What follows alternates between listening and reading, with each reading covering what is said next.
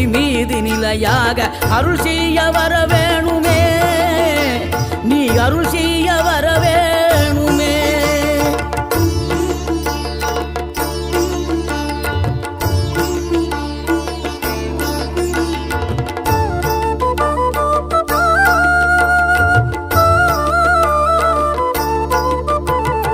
இகழ்தலையும் புகழ்தலையும் ஒரு முகமாய் கருதும்படி செவி உரைத்த முத்து குமரன், நீ வறுமையையும் வளமையையும் சமநிலையை உணரும்படி மதி கொடுத்த செல்வ குமரன்.